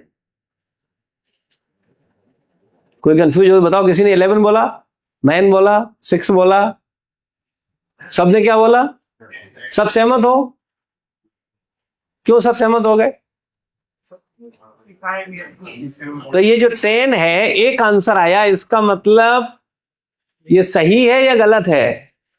सही है, क्योंकि जो सही होता है वो एक सही सत्य आंसर एक ही होता है, अलग अलग नहीं होगा। ये नहीं है इनके लिए 11 है, इनके लिए 9 है, इनके लिए 5 है, उनके लिए 10 है, ऐसा होगा क्या? तो आध्यात्म को तो तुमने यही बना रखा है, इनके लिए तुरिया है, उनके लिए ब्रह्म है, उनके लिए आत्मा है, उनके लिए नाम है, उनके लिए क्या? जिसने जो समझा वही है। अब क्या समझा ये तो भगवान ही मालिक। क्या सत्य है? और सत्य है तो वो एक ही होगा, सबके मुंह से एक ही आंसर निकलेगा। तो सत्य क्या है ये जानते हैं। आप तुरिया हैं, आप ब्रह्म हैं, आप आत्मा हैं, आप नाम हैं, आप लिंग हैं, आप शरीर हैं, क्या है इसको जानते हैं आज, ठीक है? जानना चाहते हैं आप कौन है आप? तो तुमने 20 लाख 20 साल काहे के लिए दिए जो एक सही आंसर नहीं बता पा रहे? यानी 20 लाख 20 साल देने के बावजूद भी तुम्हारे पास ज्ञान नहीं है। अभी समझिए, आप इस संसार में कहां से आए, कौन बताएगा? जिसको पता हो वो हाथ खड़ा कर सकता है। केवल एक व्यक्ति को पता है बस। मां के घर तो बड़ा सरल आंसर है। तो आप लोग कहां स्वर्ग नरक में कहां चले गए? अरे भाई, हम सब कहां से आए हैं? इसमें किसी को डाउट है? सब 5 5 10 वाला एक ही आंसर है कि नहीं है? 5 धन 5, 5 + 5 = 10। तो अभी मैंने क्या पूछा? सब कहां से आए हो? तो सब उत्तर एक ही दे। तुरिया से तो नहीं आए, मां के गर्भ से। तुम ब्रह्मा से तो नहीं आए, नहीं है ना? कहां से आए हम लोग? मां के गर्भ से। सब सहमत है, ठीक है। अभी कितने लोग मां के गर्भ में, मां जब छोटी सी तब से हाथ खड़ा करें।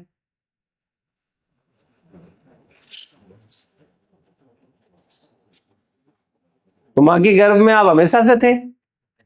नहीं। मां की शादी हुई थी उससे पहले आप मां के गर्भ में थे? नहीं। तो इसका मतलब आप मां के गर्भ में आए, हाँ या ना? इससे कितने लोग सहमत हैं? सब सहमत है, ठीक है। और आधुनिक साइंस के आधार पर भी आप समझ सकते हो कि पिता के वीर्य के द्वारा मां के गर्भ में हमको स्थापित किया गया, ठीक।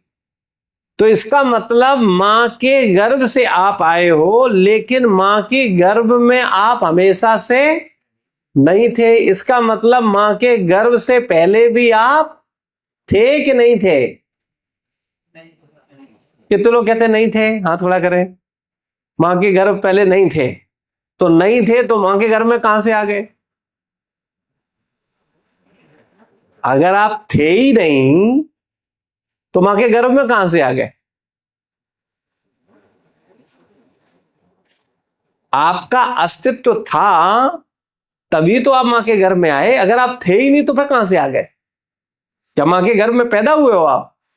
ये मां के गर्भ में आपका शरीर पैदा हुआ, आप पैदा नहीं हुए।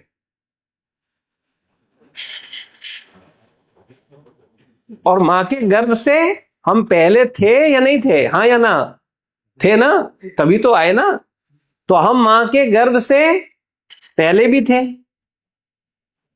और मां के गर्भ में स्थापित किए गए। तब मां के गर्भ में हम क्या हुए?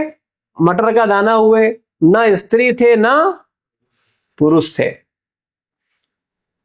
फिर उसमें 9 छिद्र उत्पन्न हुए, 2 आंख, 2 कान, नाक 6, मुंह 7, मल निष्कासन इंद्रिय और मूत्र निष्कासन इंद्रिय, 9 छिद्र।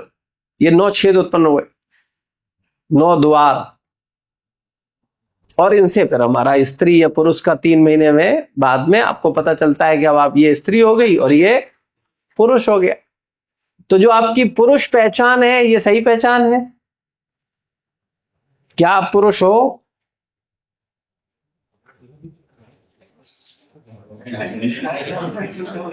कंफर्म है? कब से हो? जब से माँ के गर्भ में ये जेंडर मतलब डिसाइड हुआ था। हाँ, लेकिन जेंडर डिसाइड होने से पहले भी आप थे कि नहीं थे? आप थे, लेकिन आप उस समय पुरुष या स्त्री नहीं थे। तो ये जो अपनी पहचान हम कर रहे हैं कि हम पुरुष हैं या हम स्त्री हैं, ये पहचान भी कैसी है? शाश्वत और नित्य नहीं है।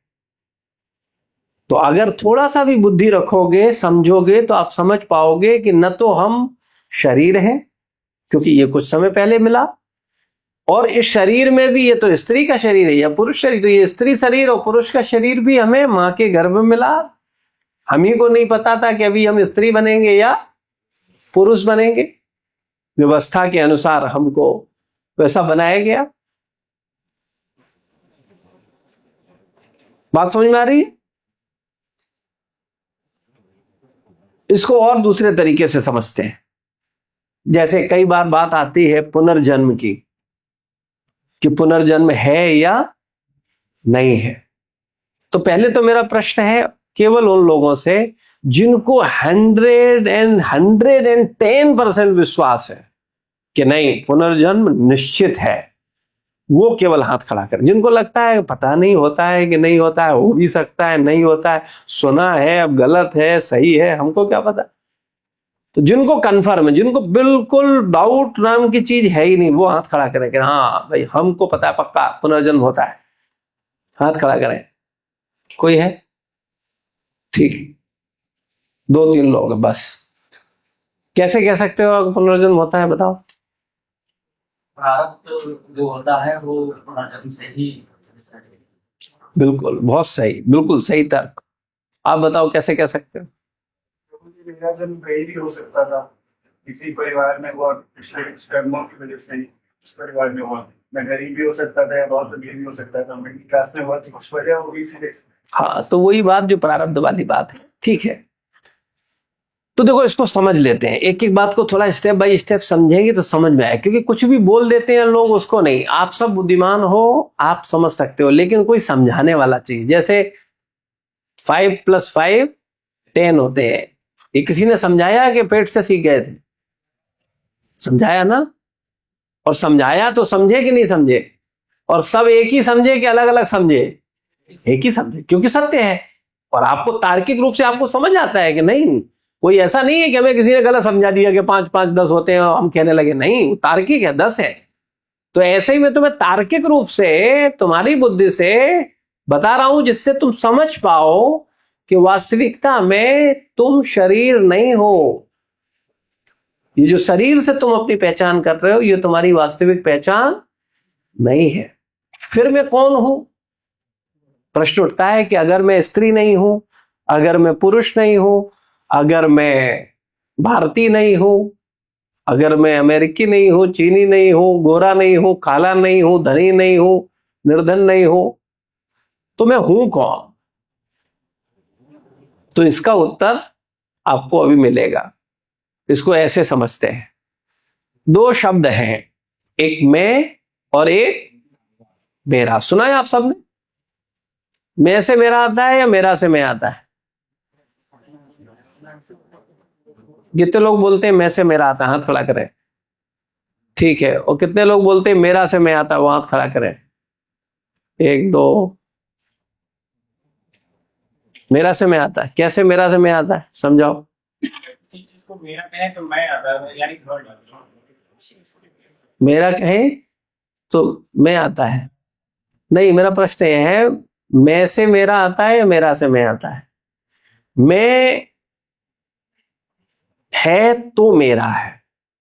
अगर मैं नहीं है तो मेरा नाम की कोई चीज नहीं है। जैसे मैं कहूं कि मेरा घर, तो अगर मैं हूं तभी तो मेरा घर है। मैं कहूं मेरे पिताजी, मेरे माताजी, तो अगर मैं हूं तभी तो मेरी माता है, मेरे पिता है। और मैं ही नहीं हूं तो मेरा नाम की क्या चीज है? कुछ होगा? तो अगर मैं नहीं है तो मेरा नाम की कोई चीज नहीं होगी। तो मेरा से मैं आता है कि मेरा मैं से मेरा आता है?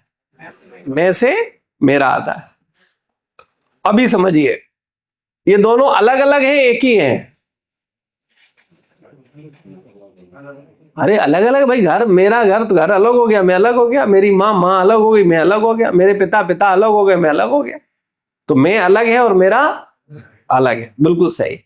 अभी बताइए, ये जो शरीर है ये मैं है कि मेरा है?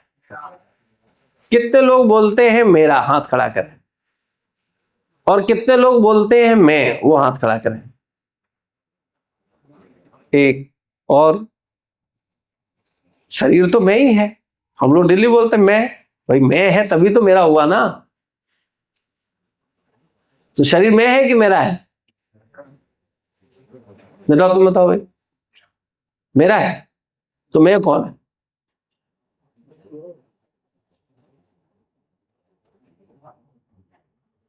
तुम बताओ। मैं मेरी आत्मा हुई और शरीर मेरा हुआ। हाँ, तो ये शरीर मैं नहीं है, शरीर मेरा है। और हम लोग बोलते भी हैं डेली बोलचाल में, मेरा हाथ। बोलते हो कि नहीं बोलते? कभी कहा मैं हाथ बोला? मेरा सर बोलते हो कि नहीं? कभी बोला मैं सर? नहीं बोलते ना। क्या बोलते हो? मेरा शरीर, आज मेरे शरीर में बड़ा दर्द है। बोलते हो कि नहीं बोलते हो? कभी बोला आपने आज मुझ में दर्द है? तो मेरा अलग है और मैं अलग है। तो शरीर क्या है? मेरा। और मैं क्या है? आत्मा। अहम ब्रह्मास्मि, मैं ब्रह्म हूं। और ब्रह्मा का पुत्र ब्रह्म नहीं होता। ब्रह्म मतलब भी आत्मा है। आत्मा का पर्यायवाची शब्द है ब्रह्म। तो आपने जो बोला मैं ब्रह्म हूं, ये सही बात है, लेकिन आपने जो उसकी परिभाषा दी वो गलत थी कि मैं ब्रह्मा का पुत्र हूं इसलिए ब्रह्म हूं। नहीं, ब्रह्म का मतलब होता है आत्मा। आत्मा ही ब्रह्म है। जैसे मैं बोलता हूं, हम लोग बोलते हैं, हमने सेंटेंस सुनाओ, अहम ब्रह्मास्मि, मैं ब्रह्म हूं, मैं आत्मा हूं, मैं शरीर नहीं हूं। तो जो व्यक्ति इस बात को समझता है कि मैं ब्रह्म हूं, मैं आत्मा हूं, वो जानता है कि मैं हमेशा से हूं और हमेशा रहूंगा। तो जो व्यक्ति ये बात समझता है वो बोलता है, रघुपत रीत सदा चले आई, प्राण जाए पर वचन। इसका मतलब क्या हुआ कि प्राण चले जाए मतलब क्या होगा, शरीर ही जाएगा। लेकिन मेरा कर्म खराब नहीं होगा तो मेरे अनंत जन्म खराब नहीं होंगे। इसलिए लोग अपने अनंत जन्मों को सुधारने के लिए इस जन्म का क्या करते थे, त्याग कर देते थे। लेकिन आज की शिक्षा में मैकाले गुरुजी द्वारा ये व्यवस्था दी गई है कि तुम जान ही नहीं पाओ कि तुम शरीर नहीं कौन हो, आत्मा हो। तो तुम्हारा फोकस रहे शरीर पर। इसीलिए आज परिभाषा ये बदल गई है, हमरी रीत सदा चले आई, प्राण बचे वचन रोज जाई। कोई प्रॉब्लम नहीं, वचन से क्या लेना देना, वो प्राण बचने चाहिए। बताओ थोड़ा झूठ बोल दिया क्या फर्क पड़ता है यार, अपन बच तो गए। आज हम लोग किसको महत्व दे रहे हैं, आत्मा को कि शरीर को? हाँ, क्योंकि हम लोग किस भावना में हैं, बॉडी भावना में है, सोल भावना में नहीं है, कृष्ण भावना में नहीं है, परमात्मा भावना में नहीं है, ब्रह्म भावना में नहीं है। हम किस भावना में हैं, बॉडी भावना में, शरीर भावना। आप सबके यहां, किसी के यहां मृत्यु हुआ है? किसी का? आपके यहां हुआ? सबके यहां हुआ है? किसका मृत्यु हुआ?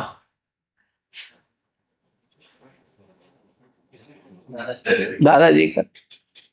तो जब मृत्यु होती तब घर वाले क्या बोलते हैं, दादाजी चले गए। लेकिन कभी आपने प्रश्न बोले, दादाजी तो पड़े हुए हैं, कहां चले गए? बॉडी तो वही है, जिनको दादा बोलते थे, जिनके साथ खाते थे, बैठते थे, बात करते थे, वो पड़े हुए हैं कि चले गए? बताओ। पड़े थे, डेड बॉडी पड़ी हुई है सामने, और घर वाले क्या बोल रहे हैं, दादाजी। तो आप प्रश्न करते हो कहां चले गए, ये पड़े? बोले नहीं बेटा चले गए।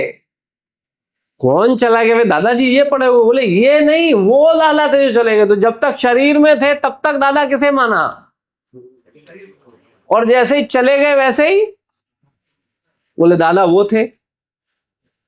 तो दादा शरीर था कि दादा आत्मा थी? हाँ, लेकिन जब तक शरीर में थी तब तक दादा किसे माना? यही मूर्खता है, यही अज्ञानता है, यही भूल है। हम लोग शरीर को ही मानते हैं, आत्मा को पहचानते ही नहीं, अपने आप को भी नहीं जान रहे। अच्छा मुझे ईमानदारी से बताओ, तुम शरीर के लिए सब पाप करने को तैयार हो कि नहीं हो? तुम्हें पता चले कि किसी तरह से थोड़ा पाप करना पड़ेगा, लेकिन तुम्हें बढ़िया नौकरी लग जाएगी, तुम आईएएस हो जाओगे। कितने लोग पाप नहीं करेंगे बताओ? नहीं करेंगे आप लोग? करेंगे कि नहीं करेंगे? करोगे ना? थोड़ा बहुत नहीं, भरकस करेंगे। यहां खड़ा, हाथ खड़ा नहीं कर रहे हैं, तैयार बैठे हैं। मतलब जो कराना करवा लो, कुछ व्यवस्था बढ़िया हो जाए, जिंदगी कुछ बन जाए, बढ़िया अधिकारी बन जाए, बड़ी पोस्ट मिल जाए, थोड़ा ऊंचा नीचा करना हो, बताओ हम तैयार हैं प्रभु जी, कैसे करना है बताओ। लेकिन हम भूल गए हैं कि वो आईएएस पद पर कितने दिन जिंदा रहोगे। तुम बुरा कर्म करके आईएएस प्राप्त भी कर लोगे तो उस पद पर कितने दिन रहोगे उसका तो कोई भरोसा नहीं है। लेकिन जो तुमने कर्म किया है उसका फल तो तुम्हें मिलेगा ही मिलेगा। ये ज्ञान आज हमारे सनातन से, हमारे युवाओं से गायब हो गया है, पता ही नहीं है लोगों को। और इसके कारण हम अज्ञानता में अपने साथ धोखा कर रहे हैं। जैसे आप इस शरीर में कितने साल रहोगे बताओ, कोई गारंटी है? मृत्यु होगा ये निश्चित है, कभी भी हो सकता है ये निश्चित है। मृत्यु होगा तो जन्म भी होगा, हाँ निश्चित है कि नहीं निश्चित है भाई? मृत्यु है तो जन्म भी है। तो जन्म होगा तो अभी अगला जन्म कहां होगा, भिखारी घर में या धनवान परिवार में?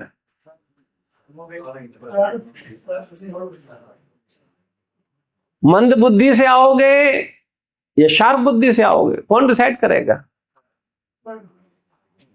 सुंदर शरीर लेके आओगे या कुरूप शरीर लेके आओगे, कौन डिसाइड करेगा? उच्च कुल होगा या निम्न कुल होगा, कौन डिसाइड करेगा? और जिन कर्म कर्म तुम बोल रहे हो उन्हीं कर्मों से तुम्हारा कोई लेना देना नहीं है। विचार ही नहीं करते हो क्या कर्म, कौन सा कर्म, क्या करें, क्या अच्छा क्या बुरा, कुछ पता नहीं। तो आपका जीवन कितना अनसिक्योर है अगर आप समझो तो। जो पढ़ा लिखा व्यक्ति होता है, जो बुद्धिमान होता है, वो समझता है। जैसे एक डॉक्टर होता है, वो जानता है क्या बैक्टीरिया, क्या वायरस, क्या नुकसान हो सकता है, इससे कितनी बड़ी बीमारी हो सकती है। और जिसे कोई नॉलेज ही नहीं है, वो क्या, उसे कोई फर्क नहीं पड़ता, उससे क्या सब ठीक ही है, जो होगा तो देखा जाए। तो कहने का मतलब है, अच्छा और एक सरल बात, आप में से कितने लोगों को यह विश्वास है कि मेरा अगला जन्म होगा? अभी बात समझ में आ रही है थोड़ा बहुत कि नहीं? कितने लोग लग रहा है कि नहीं, शरीर के बाद मेरा अगला जन्म होना है, ये तो निश्चित है। ठीक है। और बहुत से लोगों को अभी भी पता नहीं है कि नहीं है ऐसा। कितने लोगों को क्लियर हो गया कि नहीं पुनर्जन्म तो निश्चित है? और कितने लोगों को क्लियर नहीं हुआ, वो हाथ खड़ा करें। जिनको जो कह रहे हैं पता मुझे समझ नहीं आया। ठीक है, 1 2 3, काफी लोग हैं। तो अभी आपने समझा नहीं कि आप कौन हो, शरीर हो या आत्मा हो? ये बात समझ में आ गई? तो अगर आत्मा हो, हाँ हाँ, आत्मा, आप इसको आपकी भाषा में कहें तो एनर्जी, जिससे आप समझ पाओ, है ना, जिससे आप चल रहे हो, जिससे आप देख रहे हो, जिससे आप बोल रहे हो, जिससे आप सुन रहे हो। आज आप बैठे हो, ठीक है, और आपका मृत्यु हो जाए तो आप तो यहीं पड़े होगे। डेड बॉडी होगी, उसमें आंख होगी कि नहीं होगी?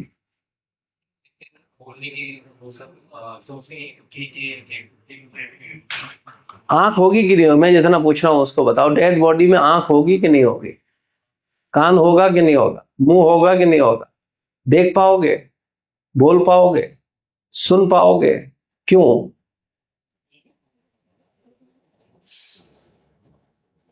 क्यों? इसको नहीं समझ में आएगा, अभी मैं पूछता हूं तुम्हें समझ में आएगा। चलो, देखता कौन है? आंखें, बिल्कुल सही। सहमत है सब लोग? हाथ खड़ा करो। अरे सब गधे हो।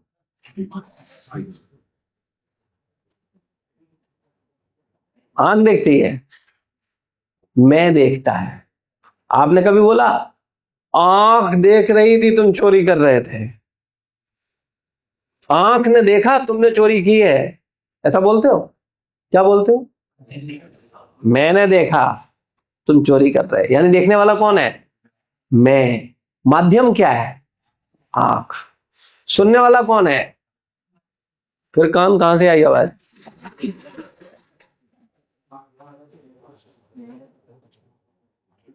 सुनने वाला कौन है? मैं। माध्यम? बोलने वाला कौन है? हाँ, माध्यम। कल डेड बॉडी होगी, उसमें मुंह होगा, आंख होगी, कान होगा कि नहीं होगा? सुन पा रहे हो? बोल पा रहे हो? क्यों? हाँ, सुनने वाला कौन था? मैं। तो ये जो मैं निकला, यही अगले जन्म जाएगा। अब ये कुत्ते के शरीर में जाएगा, बिल्ली के शरीर में जाएगा, चूहे के, शेर के, चमगादड़ के, अपने अपने कर्मों के, इच्छाओं के अनुसार। ये मैं शरीर नहीं है, मैं आत्मा हूं। और मैं ही जाऊंगा, मैं ही आया हूं इस शरीर में, और मैं ही इस शरीर से जाऊंगा। और जैसे कर्म किए होंगे वैसा शरीर हमको मिलेगा। लेकिन पुनर्जन्म तो होना ही होना है। अब इसको और सरल तरीके से तार्किक रूप से समझा दें। कुत्ते, बिल्ली, चूहे, पशु, पक्षी जन्म ले रहे हैं कि नहीं ले रहे हैं? मर रहे हैं कि नहीं मर रहे हैं? मनुष्य जन्म ले रहे हैं कि नहीं मर रहे हैं? जन्म ले रहे हैं। मर रहे हैं कि नहीं मर रहे हैं? तो मरने वाला जीवात्मा मनुष्य शरीर से पशु शरीर में, पक्षी शरीर में जन्म ले सकता है कि नहीं ले सकता है? इसके ढेरों उदाहरण है। समय का अभाव है, वरना ये टॉपिक इतना बृहद है, इसको अगर खोला जाए तो घंटों इस पर चर्चा की जा सकती है, और बड़े उदाहरणों, तर्कों के साथ, प्रमाणों के साथ।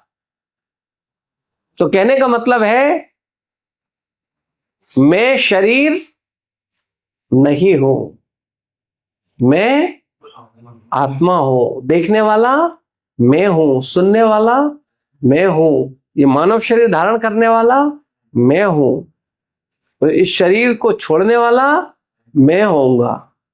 तो ये जो मैं है, ये हमेशा से है और हमेशा रहेगा। तो पुनर्जन्म होगा, अभी समझ में आ गया। अब इसके हम आपको ढेरों उदाहरण देते हैं कि पुनर्जन्म हुआ। कितने लोगों के परिवार में, रिश्तेदारी में, किसी के यहां कोई ऐसी घटना घटी है जिसने बताया हो आकर के कि मेरा पूर्व जन्म ये था और ऐसा है? आप में से किसी के यहां हुआ है ऐसा कभी? कोई है यहां? नहीं है, ठीक है। कई सभाओं में हम प्रश्न करते हैं तो उसमें हमें लोग मिलते हैं और वो बताते हैं कि नहीं, मेरा तो खुद ही मुझे पुनर्जन्म याद है कि मेरा पूर्व जन्म क्या था। और अगर इसके बारे में और डीप जानकारी लेनी हो तो गीता प्रेस गोरखपुर का एक पुस्तक आता है, पुनर्जन्म विशेषांक, उसको ले लेना। उसमें ढेरों पते के साथ एड्रेस दिए गए हैं। और आजकल आप न्यूज पे भी देखते हो, कई घटनाएं आ जाती हैं जो वो बताते हैं कि इस व्यक्ति का जन्म यहां हुआ था, उसे ये याद है, और वो सारी चीजें क्लियर करता है। तो कहने का मतलब है, इस जन्म के बाद अगला जन्म है, ठीक है। अच्छा, मुझे एक चीज बताओ, तुम लोगों को भविष्य की चिंता है कि नहीं है? कितने लोगों को है? किसके भविष्य की?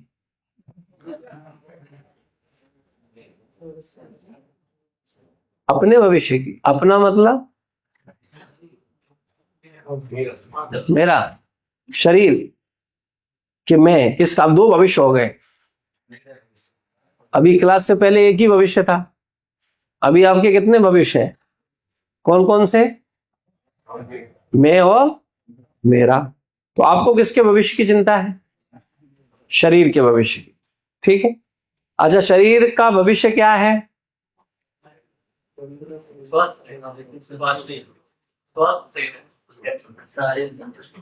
तो रहेगा।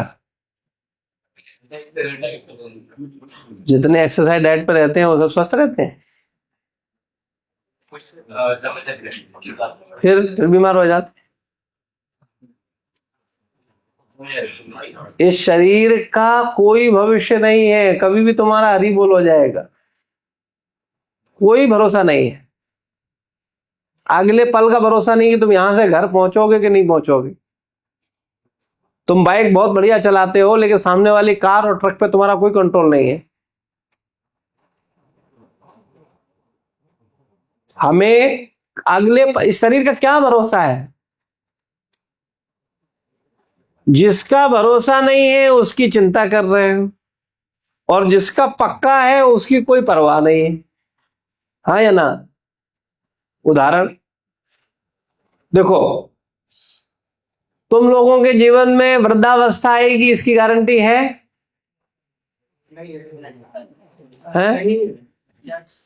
अगला जन्म होगा, इसकी गारंटी है? और तुम्हें चिंता काय बात की है? तो तुम लोग बुद्धिमान हो कि मूर्ख हो? 20 लाख 20 साल खर्च करने के बाद भरी सभा में क्या बोल रहे हो? मूर्ख हो। विचार करो, कौन सी शिक्षा ली है तुमने? मैं भौतिक शिक्षा का विरोधी नहीं हूं, निश्चित हमें भौतिक शिक्षा लेनी है, क्योंकि भौतिक शिक्षा लेकर के हम भौतिक चीजों को निपटाते हैं। लेकिन हमें यह समझना होता है कि यह शिक्षा दम नहीं है, उतना ही उतना है बस। असली चीज तो कुछ और है जिसको हमको समझना है। तो जो बुद्धिमान लोग होते हैं वो क्या करते हैं, इस असली विषय को समझने के लिए 20 साल देते हैं, और जो मूर्ख होते हैं वो और आने वाले 20 साल इसी को देते हैं। अब आप लोग किसको देने वाले हो आने वाले समय में, आत्मा को के शरीर? दोगे 20 साल? शरीर को दोगे कि आत्मा को दोगे? शरीर को टस से मस नहीं होगे। दोनों को देना जरूरी है। हाँ हाँ, तो मना कब कर रहे हैं भाई, अभी तो थोड़ा आत्मा बोल लो। वो तो हमें मालूम है, शरीर के लिए प्रवचन की आवश्यकता नहीं है, वो तो आप दोगे ही दोगे। मतलब हमारा अगला जन्म हमारे कर्मों के कारण डिसाइड होगा। अगर शरीर ही नहीं होगा तो कर्म कैसे करेंगे? शरीर नहीं होने पर भी शरीर होता है, प्रेत का शरीर होता है। क्या आप मिले हो किसी प्रेत से? होता है कि नहीं होता? अच्छा, कितने लोगों को विश्वास है? ईमानदार, जिन्हें विश्वास हो वो हाथ खड़ा करें, जिनको नहीं विश्वास हो वो नहीं करें। कितने लोग विश्वास है कि प्रेत होते हैं? 100%। अरे इतने सारे लोग। अभी हम पूछे भगवान होते हैं कि नहीं होते, तो हाथ खड़ा नहीं होते। प्रेत होते, इतना कॉन्फिडेंस? गले मिले हो क्या?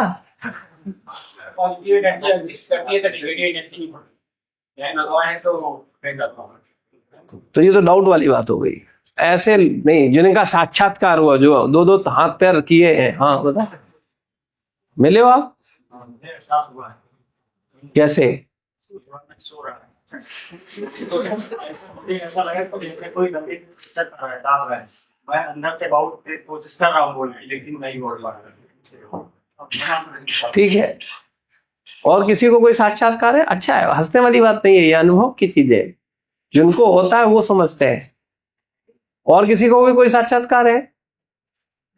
हाँ, तो बहुत लोगों ने खड़े किए थे। हाँ, होते। हाँ, वो कुछ बताना चाह। हाँ बताओ।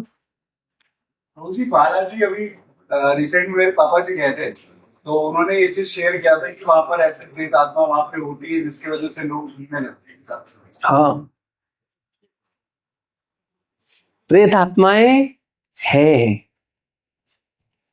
और लेकिन आज का समाज देखो, मैं आप समाज का थोड़ा ध्यान आपका आकर्षित करना चाहूंगा।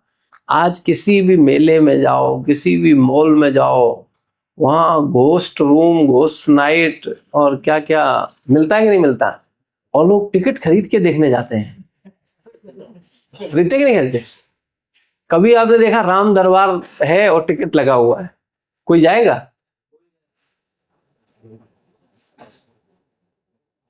राधा कृष्ण अष्ट सखियों के साथ हैं, बोले टिकट चल रहा है 20 रुपए। हाँ, पैसे बर्बाद कर देंगे। और अगर पता चले भूत, देखिए कैसे है।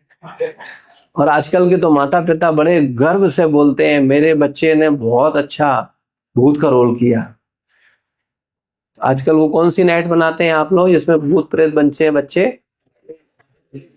हाँ, हैलोवीन नाइट है ना।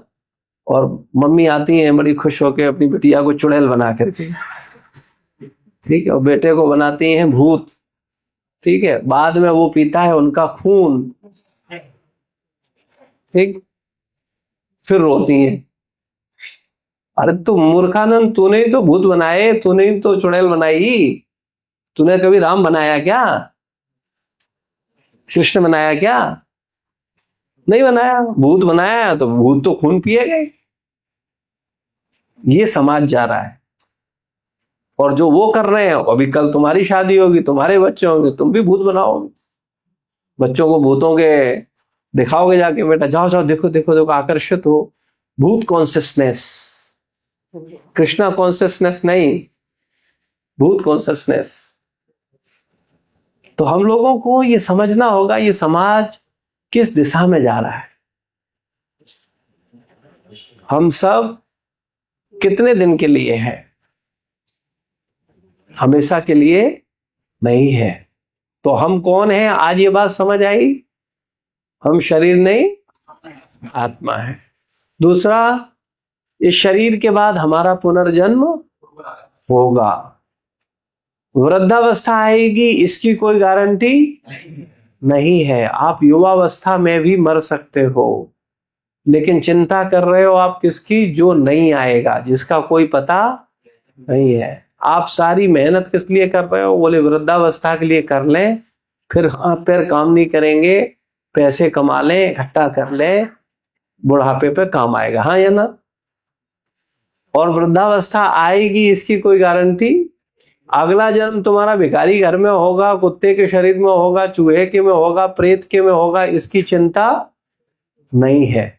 तो ये बुद्धिमत्ता है कि मूर्खता है?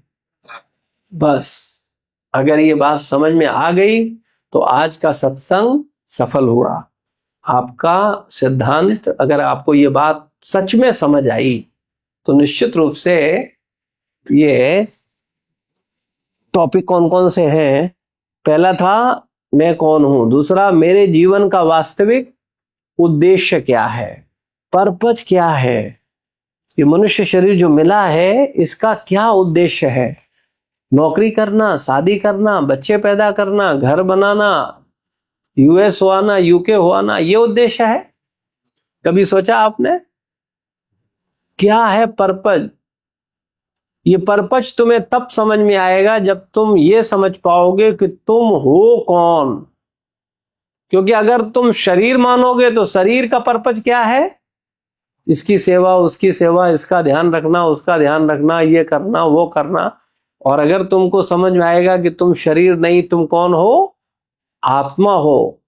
तो आत्मा की कोई समस्या है या शरीर की कोई समस्या है? बताओ, समस्याएं किसकी हैं? शरीर की हैं कि आत्मा की हैं?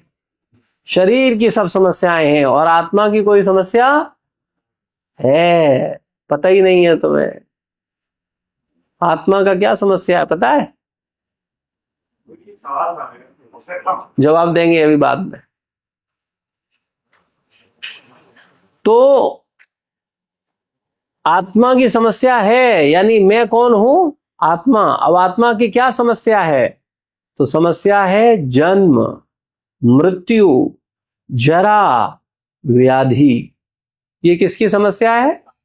आत्मा की। तो आप कहेंगे मरना समस्या है, ये तो समझ में आता है। जन्म कैसे समस्या है? जन्म में तो मिठाई बांधते हैं, मजे करते हैं। जन्म समस्या है कि मृत्यु समस्या है? बताओ।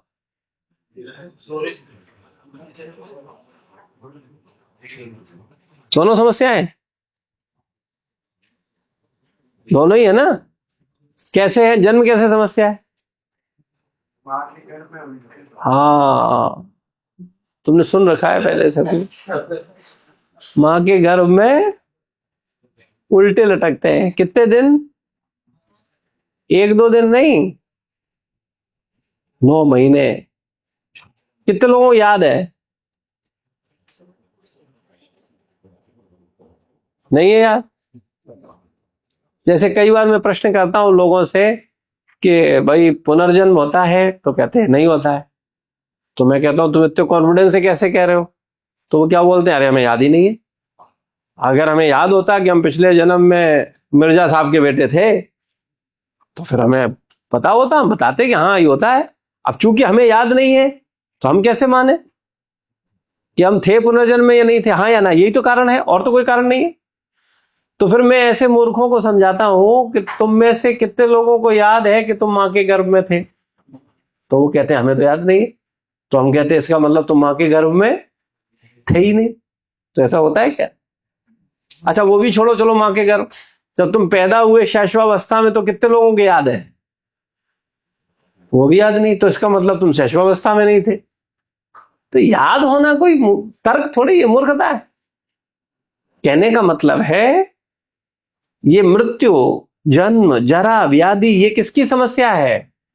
आत्मा की समस्या है। क्योंकि आत्मा कैसी है? न तो उसका जन्म होता है, न उसका मृत्यु होता है, न वो बीमार पड़ती है और न उसे बुढ़ापा आता है। लेकिन ये आत्मा ने जो शरीर से तादात्म्य कर रखा है, इसके कारण उसे क्या होना पड़ता है? मरना पड़ता है, बूढ़ा होना पड़ता है। और जन्म लेना कितनी बड़ी समस्या है। जो छोटा सा एग्जाम्पल, आपको याद नहीं है, कोई बात नहीं, हम याद दिला देते। कितने लोग याद करना चाहते हैं कि आप माँ के गर्भ में थे? हाथ खड़ा कर, जो लोग याद करना चाहते हैं। पक्का लाइव एक्स वो चाहिए कि वैसे ही समझा दें? हैं लाइव? कितने लोग लाइव लेंगे बताओ, हाथ खड़ा करो।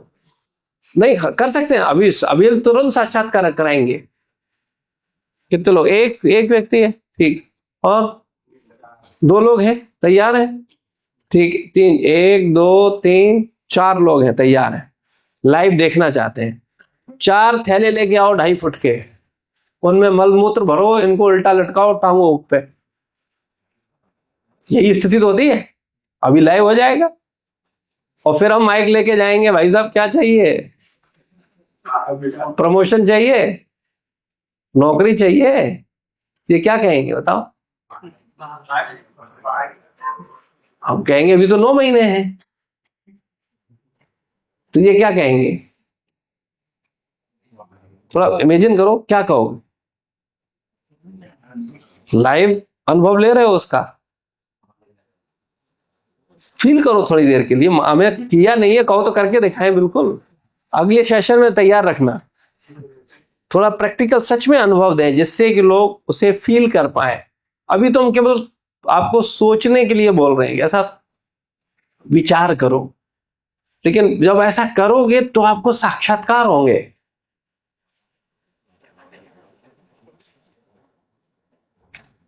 तो ऐसी स्थिति में क्या चाहिए बताओ? पैसा चाहिए? 100 किलो सोना, बस 2 दिन और पड़े रहो, उसमें क्या दिक्कत है? 2 दिन बाद 100 किलो सोना मिल रहा है। तैयार हो? उधर तैयार, उधर क्या? ठीक है, ट्राई करके देखते हैं क्या दिक्कत। थोड़ा असली में, थोड़ा मलमूत्र में तो पढ़ना है, क्या दिक्कत है? पढ़ जाते हैं, कुछ नहीं। अभी बोल रहे हो, जिस समय जाओगे 1 सेकंड के बाद कहोगे भैया मुझे निकालो, कुछ नहीं चाहिए मुझे। गलती से इस सेमिनार में रजिस्ट्रेशन कर लिया हमने, अब भूल के इस्कॉन की तरफ पैर भी नहीं फैलाएंगे। नहीं, कहने का मतलब है ये जन्म क्या है? समस्या है।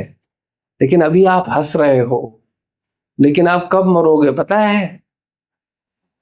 जब मरोगे, हाँ या ना? मरोगे या नहीं मरोगे? मरना तो निश्चित है। जब मरोगे, हम कह रहे तुम 80 साल बाद मरोगे, उससे नीचे बात ही नहीं करते हैं। लेकिन 80 साल बाद मरोगे तो फिर जन्म लोगे कि नहीं लोगे?